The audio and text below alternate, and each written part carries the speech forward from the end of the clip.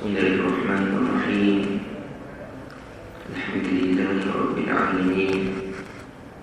Wassalatu wassalamu ala sayyidina Muhammad wa ala alihi wa sahbihi ajma'in. Qala rabbi shrah li sadri wa yassir li amri wahlul 'uqdatan min lisani yafqahu qawli. Allahumma arina al-haqqa haqqan warzuqna ittiba'ah وأرنا الباطل باطلا وارزقنا اجتنابه اللهم فقهنا في الدين وافتح علينا فتوح العارفين واجعل أعمالنا خالصة لوجهك الكريم سبحانك لا علم لنا إلا ما علمتنا إنك أنت العليم الحكيم ولا حول ولا قوة إلا بالله العلي العظيم ثم أما بعد. Alhamdulillah, syukur kepada Allah SWT dapat sama-sama kita berhimpun di rumah Allah SWT pada pagi ini. Syukur kepada Allah SWT kerana masih lagi mengurniakan kenikmatan yang tidak terhingga kepada kita semua. Antaranya kita dapat lagi bangun pada pagi ini dan mengucapkan Alhamdulillahilladzi ahyana ba'dama amatana wa ilaihi nusyur. Juga Allah Subhanahu wa taala mengurniakan kepada kita kenikmatan ketika mana ramai di kalangan manusia yang ada juga tidak dapat bangun pada pagi ini. Nikmat. Dan bila kita bangun, kita dapat puji Allah Subhanahu wa taala, berzikir kepada Allah Subhanahu wa taala juga nikmat. Dan Allah Subhanahu wa taala pilih kita untuk hadir ke rumah Allah Subhanahu wa taala di kala ramai di kalangan orang yang bangun di pagi hari tetapi tidak hadir ke rumah Allah Subhanahu wa taala, juga merupakan nikmat kepada kita. Ada orang yang datang jumpa saya, kata, Ustaz, dulu saya ni bangun setiap hari sebelum subuh, dan saya akan jogging pagi sebelum subuh dia kata, saya lalu masjid tapi saya tak masuk setiap hari. Dia kata, Alhamdulillah, dah umur senja-senja, dia kata Allah SWT gerakkan hati dia untuk hadir ke rumah Allah SWT. Dan ia merupakan nikmat yang kita dapat sama-sama beribadah, berjemaah di dalam ibadah. Itu semua daripada Allah SWT, wajib kita syukuri. Dan juga kita dapat beriktikaf di rumah Allah Subhanahu wa taala. Sahaja beriktikaf di rumah Allah, di masjid ini, kerana Allah Subhanahu wa taala juga nikmat daripada Allah Subhanahu wa taala. Kita dapat sama-sama duduk di dalam majlis ilmu sebagai tazkirah atau mendengar peringatan untuk kebaikan kita juga adalah nikmat daripada Allah Subhanahu wa taala. قال الله تعالى يا أيها الذين آمنوا كلوا من طيبات ما رزقناكم واشكروا لله إن كنتم إياه تعبدون. وعن أبي هريرة رضي الله تعالى عنه قال رسول الله صلى الله عليه وسلم إن الله تعالى طيب لا يقبل إلا طيبا وأن الله أمر المؤمنين بما أمر به المرسلين فقال الله تعالى يا أيها الرسل كلوا من الطيبات واعملوا صالحا وقال تعالى يا أيها الذين آمنوا كلوا من طيبات ما رزقناكم ثم ذكر الرجل يطيل السفر أشعث أغبر يمد يديه إلى السماء يا ربي يا ربي ومطعمه حرام ومشربه حرام وملبسه حرام وغذي بالحرام فأنى يستجاب له. Rawahu Muslim. InsyaAllah pada pagi ini kita akan lihat satu hadis. Kita akan lihat juga pengertian dan juga pengajaran yang sama-sama dapat kita ambil daripada hadis Nabi SAW. Allah SWT berfirman pada apa yang kita sebut tadi, wahai orang-orang yang beriman, makanlah dari benda-benda yang baik, yang halal, yang berzat, yang telah kami berikan kepada kamu, dan bersyukurlah kepada Allah Subhanahu wa ta'ala jika kamu betul orang-orang yang hanya beribadah kepada-Nya. Dan Nabi SAW bersabda sebagaimana yang telah diriwayatkan oleh Abu Hurairah, an Abi Hurairah radhiyallahu ta'ala anhu, daripada Abu Hurairah radhiyallahu ta'ala anhu, qala, dia berkata, Abu Hurairah berkata, qala Rasulullah sallallahu alaihi wasallam, Rasulullah sallallahu alaihi wasallam bersabda. Itu orang Melayu kita beradab sedikit. Bila kita nak beritahu bahawa Rasulullah yang berkata, kita terjemah sebagai bersabda. Itu adab kita. Qala Allah, bila Allah Ta'ala yang berkata, kita sebut Allah Ta'ala berfirman. Itu orang Melayu kita. Dan kalau sama kita berkata. Jika Rasulullah bersabda dan jika Allah SWT berfirman, Allah Ta'ala, Nabi SAW beritahu kepada kita, Inna Allah Ta'ala tayyibun, sesungguhnya Allah SWT itu baik, la yaqbalu illa tayyiban, tidak menerima, yakni Allah SWT tidak menerima kecuali sesuatu yang juga baik.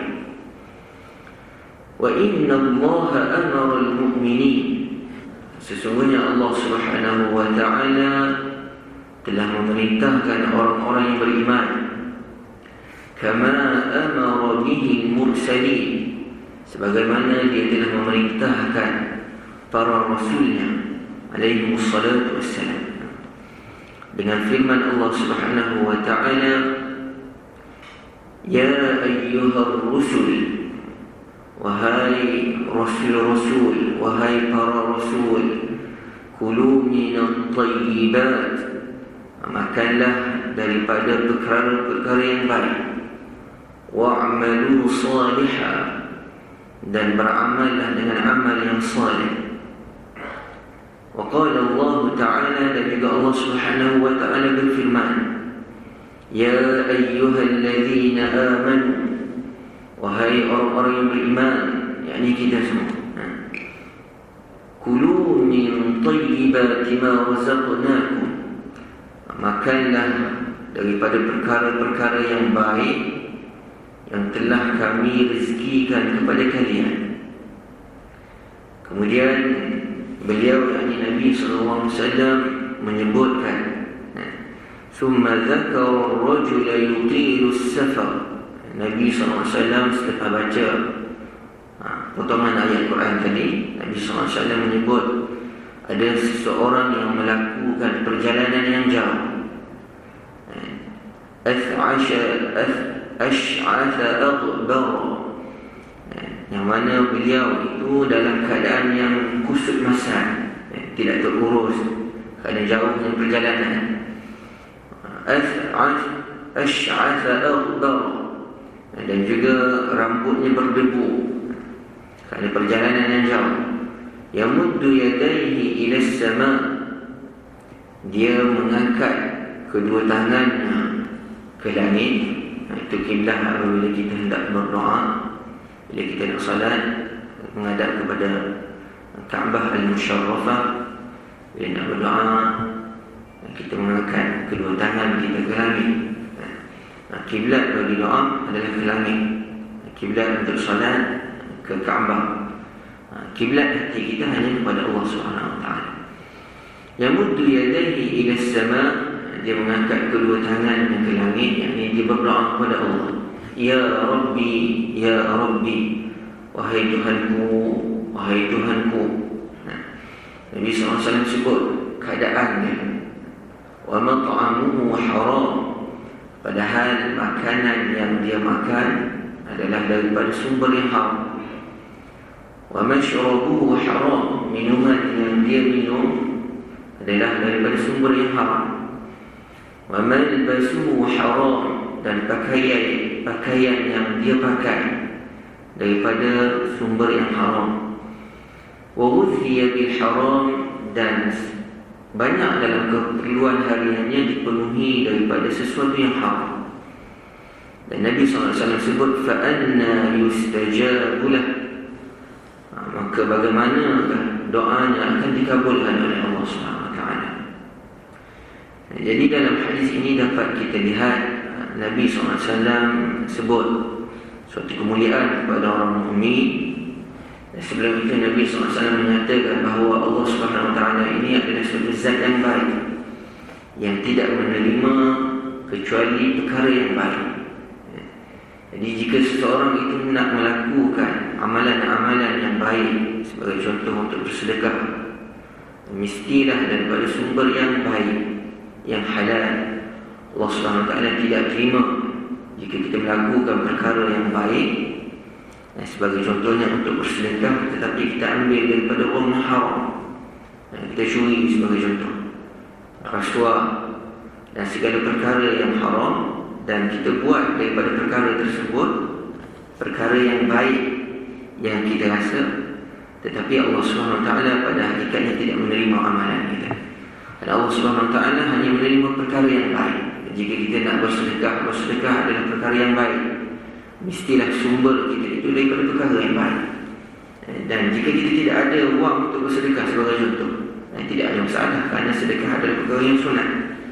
Adapun jika kita bersedekah melakukan perkara yang sunat dengan sumber yang haram, nescaya amalan kita itu tidak diterima oleh Allah SWT. Juga Nabi SAW menyebut suatu kemuliaan kepada kita, bahwasanya Allah SWT menyuruh kita orang mukmin sebagaimana Dia menyuruh para rasulnya. Jadi suatu kemuliaan apabila Allah SWT menyuruh orang yang baik, yakni para rasul yang maksum, dan juga menyuruh kita dengan suruhan yang sama, menunjukkan bahawa kita juga akan mendapat kemuliaan tersebut. Para rasul merupakan orang yang Allah SWT menjaga mereka daripada segala perkara yang haram, yang makruh, kita panggil dalam istilahnya sebagai maksum. Nabi SAW dan juga seluruh Nabi-Nabi dan Rasul yang lain adalah mereka ini maksum daripada melakukan dosa. Bahkan para ulama menyebut sebelum mereka jadi ataupun dilantik oleh Allah SWT sebagai seorang Nabi ataupun Rasul, Allah Ta'ala telah menjaga diri mereka daripada terjebak dalam perkara-perkara yang diharamkan oleh Allah SWT.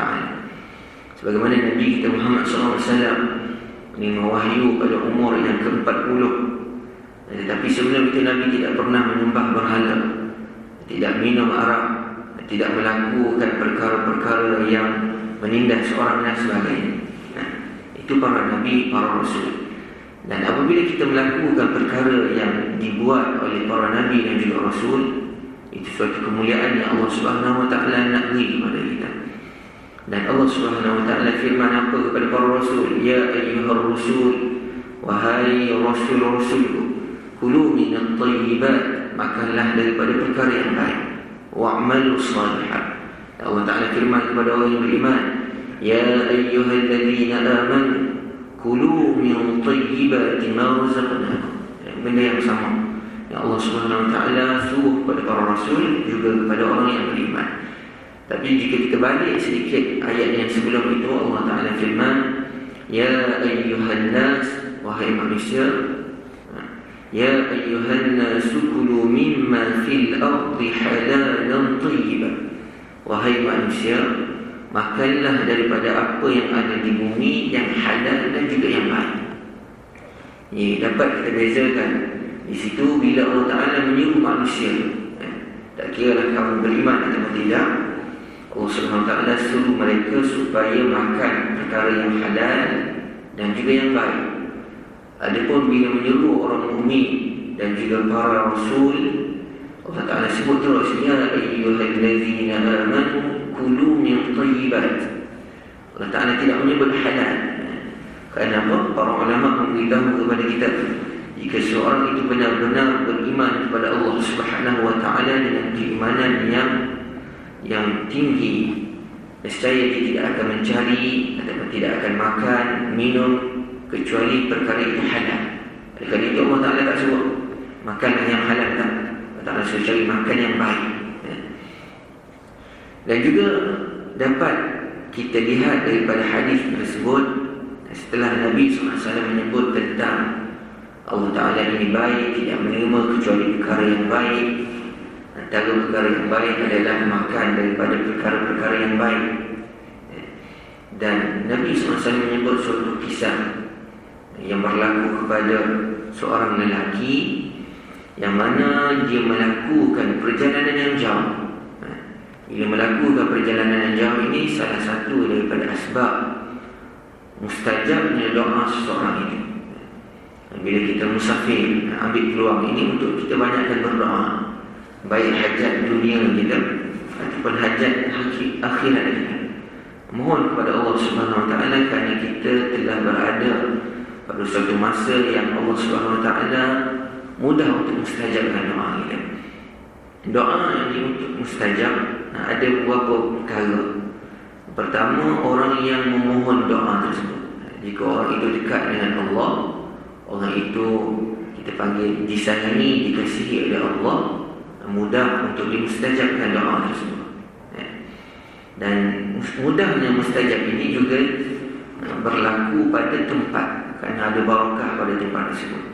Pertama, barakah pada orang yang berdoa dekat untuk diterima oleh Allah SWT. Dan juga doa ini mudah untuk dimustajabkan jika kita berada pada tempat yang barakah. Contoh, kita berada di masjid, kita berada di tempat ibadah. Contoh, sebagaimana yang kita biasa dengar, bila orang ada hajat-hajat yang besar, dia pergi ke Makkah, pergi ke Madinah Al-Munawwarah, kerana tempat itu barakah. Di tempat yang barakah juga adalah mudah untuk doa kita diterima oleh Allah SWT. Dan mudah juga untuk doa ini diterima adalah jika masa itu barakah. Contoh, kita bangun sepertiga malam sebelum daripada subuh itu adalah waktu yang barakah, waktu yang ketika mana orang lain tidur, kita bangun berdoa kepada Allah Subhanahu Wa Taala. Dan barakah tersebut yang jika kita lihat ada pada orang, oleh kerana itu kita juga disuruh di dalam agama, bila jumpa orang-orang yang baik, yang kita sangka baik, kita lihat dia baik, selalu datang ke masjid, selalu berzikir kepada Allah, rajin salat sunat, suka baca Quran, suka bersedekah, bantu orang dan sebagainya. Dan di dalam hati kita lihat dia ni orang baik, sangkaan kita orang ni orang baik. Dan tambah lagi jika dia seorang ulama, mungkin orang yang hafal Quran dan sebagainya, dan selalu mengulang Quran dan sebagainya. Jadi barakah itu ada pada orang-orang tersebut. Boleh untuk kita jumpa dan minta doa pada dia. Sebagaimana kisah yang mungkin pernah kita dengar, Nabi SAW pernah pesan kepada Sayyidina Umar dan juga Sayyidina Ali. Kita mafhum hadisnya, wahai Umar, wahai Ali, jika kamu jumpa seorang yang bernama Uwais, kamu mohon kepada dia supaya dia mohon kepada Allah agar diampunkan dosa kamu. Ringkas daripada hadis tersebut.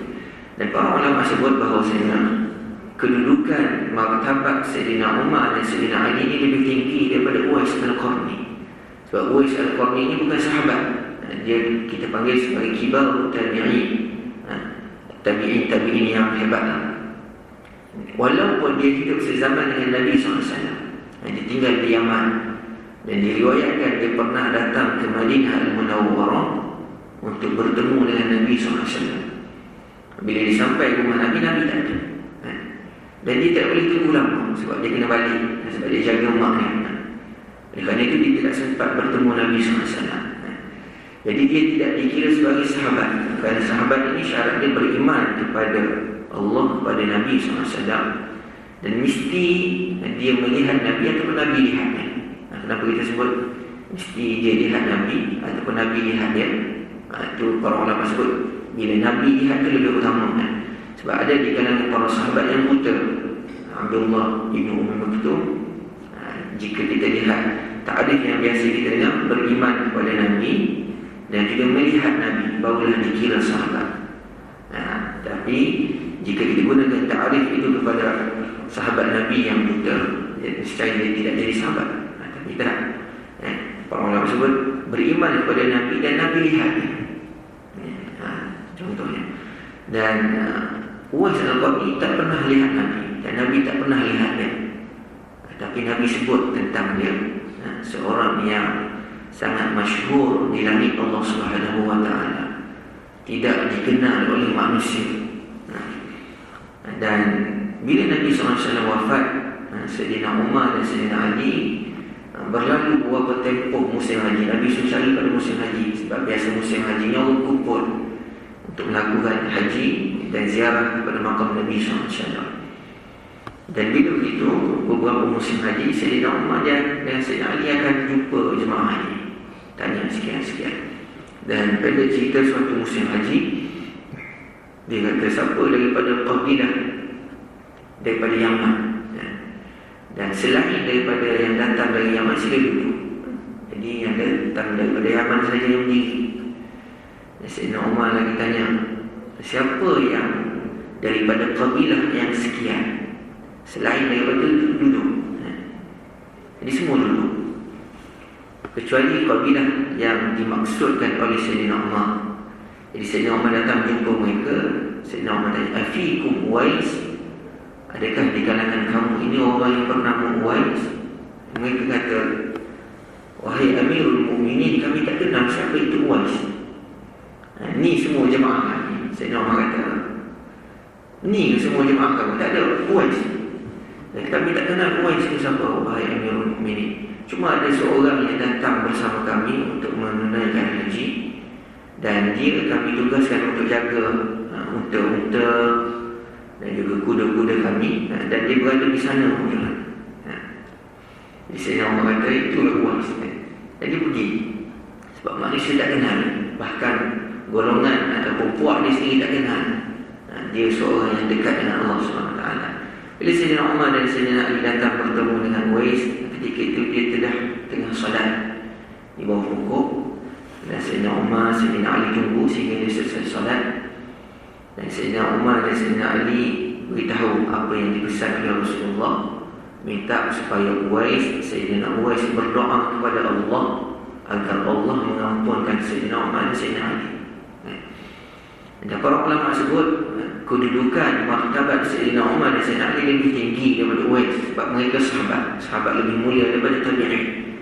Tetapi harus di dalam agama kita, untuk seorang yang mempunyai kedudukan yang tinggi di sisi Allah, bertemu dengan juga orang lain yang dekat dengan Allah, walaupun kedudukannya tidak tinggi berbanding dia, untuk mohon doa pada dia, boleh, tidak masalah.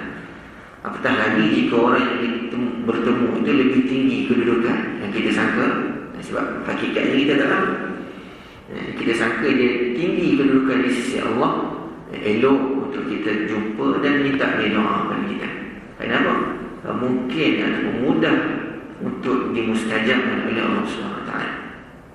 Itu barakah pada orang. Kita jumpa orang yang selalu berzikir. Ada orang yang saya jumpa tiap-tiap hari dia selawat pada Nabi SAW. Biasa kita dengar dulu. Dan para ulama pun pesan kepada kita, di akhir zaman ini, ketika mana kurangnya guru yang murabbi, yang boleh mendidik kita, disebut oleh para ulama, antaranya bekas mufti Mesir dahulu disebut, lazimkan dalam kehidupan kamu untuk berselawat kepada Nabi SAW paling kurang 1000 sehari. InsyaAllah kita akan dipandu oleh Allah SWT dalam melakukan urusan-urusan, dan juga Allah SWT akan bimbing kita ketika mana fitnah yang begitu banyak di akhir zaman ini. Ada orang yang kita jumpa, bukan kita kisah dulu tak, ada sekarang jemaah masjid saya juga. Dia setiap kali sebelum keluar daripada solat subuh, sebelum balik rumah lepas solat subuh, dia akan selawat 1000 kali. Pada hari Jumaat dia akan tambah sikit, 2000, 3000 kali. Selawat satu amalan yang mulia, yang mana tidak ada amalan yang dari satu sudut yang begitu mulia Kerana Allah SWT sendiri yang berselawat kepada Nabi SAW. Allah SWT tidak solat, sembah dia tidak solat. Tiba solat ni sembah dia, tidak melakukan perkara lain, tapi Allah SWT melakukan satu amalan, dan amalan tersebut disuruh kita buat. Sebelum kita buat, Allah Ta'ala dah beritahu ayat yang selalu kita dengar, Inna Allah wa malaikatahu yusalluna 'alan nabi. Allah Ta'ala dan para malaikat telah berselawat, sentiasa berselawat ke atas Nabi. Wahai orang-orang yang beriman, selawat dan ucaplah salam kepada Nabi SAW. Jadi suatu amalan yang mulia. Ini satu sebut. Dan juga selawat ini para ulama sebut tidak ada satu amalan yang confirm akan diterima oleh Allah Ta'ala kecuali selawat. Amalan yang lain ini disebut baina radd wal qabul, antara Allah Ta'ala cuma atau tidak, kita tak tahu. Tetapi selawat ini dia confirm Allah Ta'ala terima. Sebab apa? Disebut oleh para ulama kerana selawat ni bukan kita selawat pada Nabi. Kalau kita perasan apa yang kita ucap, Allahumma salli ala sayyidina, kita minta Allah yang selawat pada Nabi. Jadi Allah Ta'ala yang selawat pada Nabi, kita yang mohon. Oleh kerana itu selawat ni suatu amalan yang tidak akan ditolak oleh Allah SWT, confirm akan dapat pahala. Disebut juga oleh para ulama satu amalan yang tidak batal dengan sebab kita riak adalah selawat. Amalan ni kita baca Quran, kita solat, kita rasa hebat aku solat, hebat aku baca Quran, hebat aku sedekah, aku yang paling baik. Pahala amalan yang kita buat terbatal kecuali selawat pada Nabi SAW. Sebab Allah Ta'ala yang selawat pada Nabi, dan amalan itu di sisi Allah SWT. Itu yang disebut oleh para ulama. Suatu kita jumpa orang yang begitu, yang kita tahu rajin berselawat dan sebagainya, rajin berzikir, elok, dan kita juga diminta untuk kita jumpa dia doa kita. Dan ada juga kalau kita jumpa orang yang rajin baca Quran sebagai contoh, orang yang maksudnya apa, mulut sentiasa baca Quran, berselawat. Ada di kalangan sahabat-sahabat saya dahulu masa kita panjang, memang waktu yang kosong dia mulut dia akan bergerak. Dan kita pun memang kenal orang yang Quran ni macam Fatihah, 30 juz itu macam Fatihah, lancar ni. Jadi waktu kita bercakap dengan dia pun, waktu kita bercakap tu mulut dia akan bergerak baca Quran. Oleh kerana itu kita jangan pelik jika ada orang yang boleh khatam Al-Quran 3 hari sekali. Dan di kalangan para sahabat ramai, contohnya Abdullah Ibn Umar, Abdullah bin Amr. Abdullah bin Amr ni dalam satu hadis yang jika kita biasa belajar, dia kata, aku ni biasa khatam sekali sehari, waktu malam. Dan benda itu tahu pada Rasulullah, berita yang dia dikhatam sekali sehari sampai kepada Nabi SAW. Dan Nabi panggil dan dia kata, pendek cerita Nabi suruh, yang biasa kita dengar, dia akan menghatam sebulan sekali. Dia kata, ya Rasulullah, aku mampu ya Rasulullah. Maksudnya aku mampu untuk khatam lebih daripada itu. Sebulan sekali itu lama sangat. Rasulullah kata, 2 minggu sekali. Aku mampu lagi ya Rasulullah untuk lebih, seminggu sekali. Lepas tu seminggu sekali yang sebagaimana kita biasa dengar tu khatam. Kemudian dah sekali Nabi kata khatam 3 hari sekali. Jadi 10 juz. Dan bagi orang yang tak biasa, dia akan rasa pelik, boleh dia khatam 3 hari sekali, sehari sekali. Sebab kita tak pernah masuk buat, kita tak pernah cuba untuk buat. Bagi orang yang selalu baca, kalau kita biasa dengar kisah orang-orang yang menghafal Al-Quran, jadi bila mereka habis itu biasa ada setengah-setengah madrasah yang masih buat sistem ni, yang kita panggil syahadah. Bila seorang belajar itu khatam, dia tak akan keluar lagi, dia akan duduk di madrasah tersebut untuk ulang. Biasanya guru akan beri tugasan dia ulang dulu 1 juzuk sehari, lancar. Bila dia lancar 1 juzuk sehari, ulang maksudnya baca tanpa melihat Quran, sehingga dia khatam 30 juzuk lagi, dan dia dah lancar. Bila dah habis, akan diulang semua lagi supaya ulang 2 juzuk sehari, 2 juzuk lancar, boleh baca dengan guru dia tanpa melihat masalah, sehingga 30 juzuk tambah 5 juzuk sehari. Boleh baca 5 juzuk sehari dengan guru tanpa melihat masalah. Tambah lagi 10 juzuk sehari. Dah rancang. Maksudnya beberapa kali lah, bukan terus 10 juzuk, 10 juzuk, 10 juzuk. Katakan habis 10 juzuk, 10 juzuk, 10 juzuk, pulang lagi 10 juzuk, 10 juzuk, 10 juzuk. Dan pada satu masa guru lihat boleh belajar ni, tambah 15 juzuk sehari. Dan bila boleh barulah dibuat syahadat 30 juzuk sehari. Masih ada di Hulu Langit, masih ada tahfiz. Biasa kita dengar yang masyhur di Kubang Bujuk, Terengganu, masih lagi gunakan sistem ini. Mereka akan baca mula daripada lepas subuh. Kalau di Hulu Langit itu ada kawan saya mengajar di sana. Biasanya pelajar itu akan baca duduk depan masjid dan akan juga dijemput kita panggil pewakil daripada pejabat agama, dan beberapa ustaz akan duduk di hadapan buka Al-Quran. Pelajar itu akan baca daripada Al-Fatihah hingga An-Nas tanpa melihat Quran, mula daripada lepas subuh, berhenti makan dan minum saja, solat. Biasa standard pelajar-pelajar yang biasa itu pukul 8 malam khatam. Dan orang yang kita panggil bijak sikit, lancar sikit, biasa pukul 6 petang dah khatam. Dan ini biasa kan, ulang 10 juzuk sehari. Ada guru saya di Mesir dulu, dia kata bila dia habis belajar, sementara dia nak tunggu dapat syahadat, dia pergi ke Makkah, duduk sebulan, 2 bulan, sebab tak ada buat apa. Dia kata sebelum tu pun dia rasa dengar orang tersebut mengulang 10 juzuk sehari, dia rasa boleh buat. Tapi waktu tersebut dia tak ada buat apa, dia duduk daripada lepas subuh sampai ke waktu duha boleh dapat 5 juzuk lebih kurang. Sebab selalu baca, lancar. Lepas zuhur tambah lagi 2-3 juzuk, 5, 6, 7, 8. Jadi selepas isyak sebelum tidur dapat habis. Jadi 10 juzuk itu mudah untuk dapat. Ada orang yang jumpa yang ditugaskan oleh Azhar untuk datang. Biasa di Mesir, di Mesir ni ada masjid yang dijadikan pusat Quran, dengan dibawa syahadah daripada Azhar. Dan bila dia datang, imam tersebut tanya, bercakaplah, tanya pengalaman dan sebagainya. Pendek cerita, diceritakan, wahai imam, orang yang datang ni kata, saya dah biasa, dah 30 tahun mengulang satu hari 10 juzuk. Dah 30 tahun dah, satu hari 10 juzuk. Duduk lepas subuh sampai pukul 9 boleh habis 10 juzuk, lancar baca. Dan ada masyhur juga kisah yang biasa kita dengar daripada orang yang di Maghribi yang baca dengan bacaan qulub.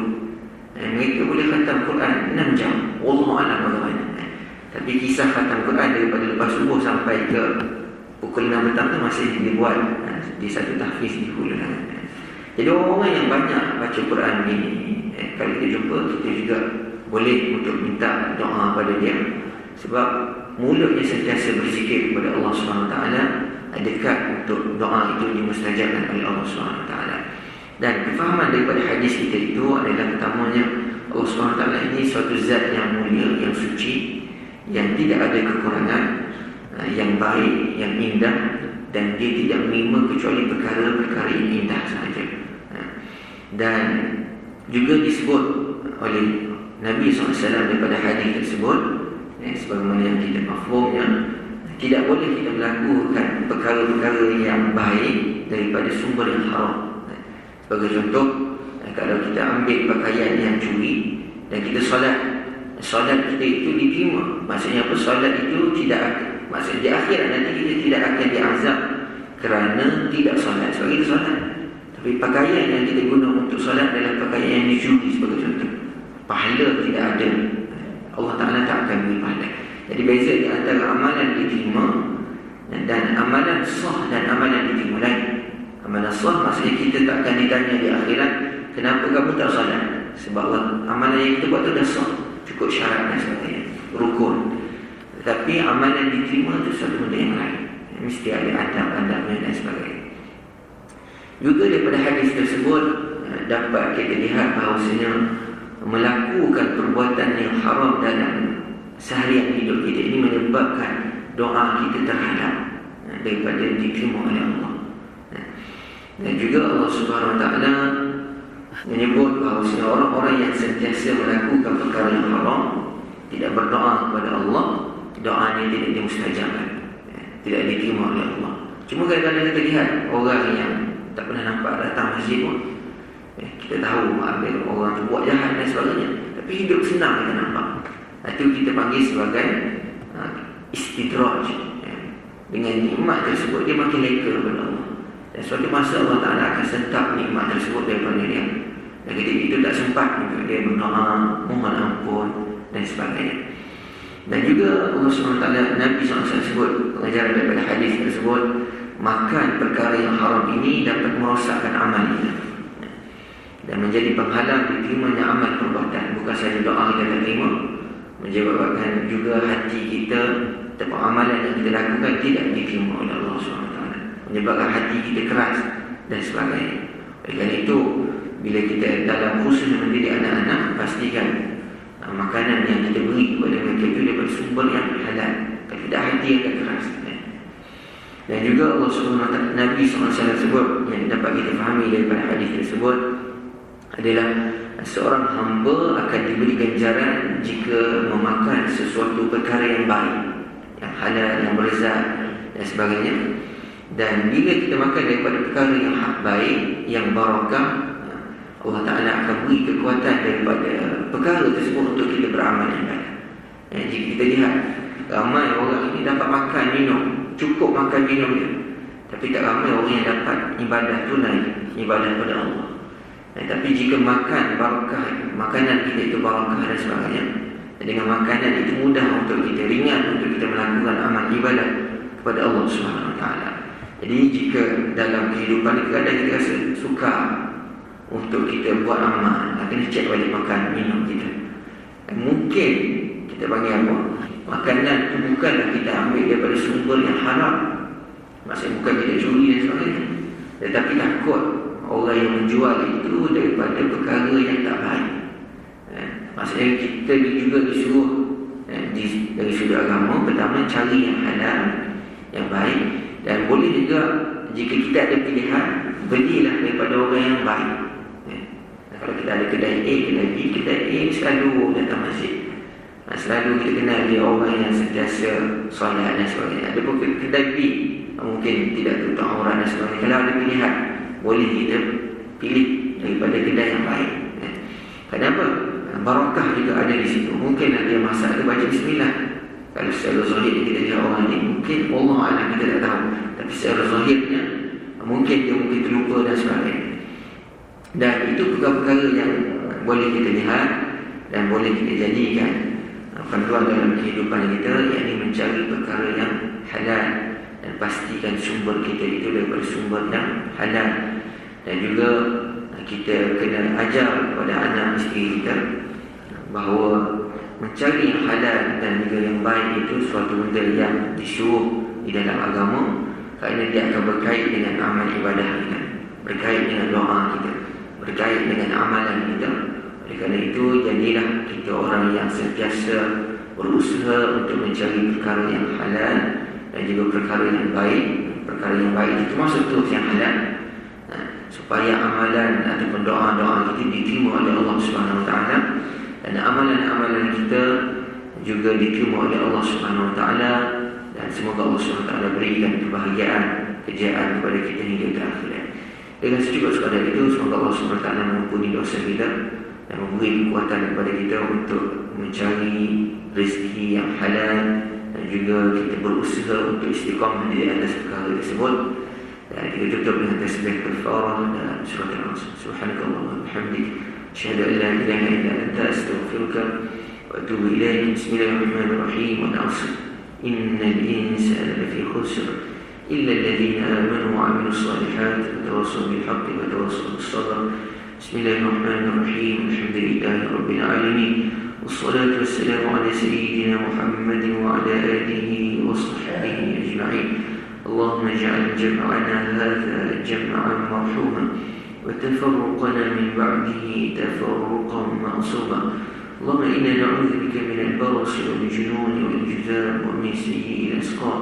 اللهم يا حنان يا منان يا فتاح يا رزاق يا غني يا مغني اللهم اكفنا بحلالك عن حرامك وأغننا بفضلك عما سواك. وصلى الله على سيدنا محمد وعلى آله وصحبه وبارك وسلم.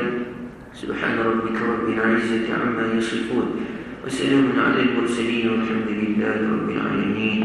تقبل الله منكم. السلام عليكم.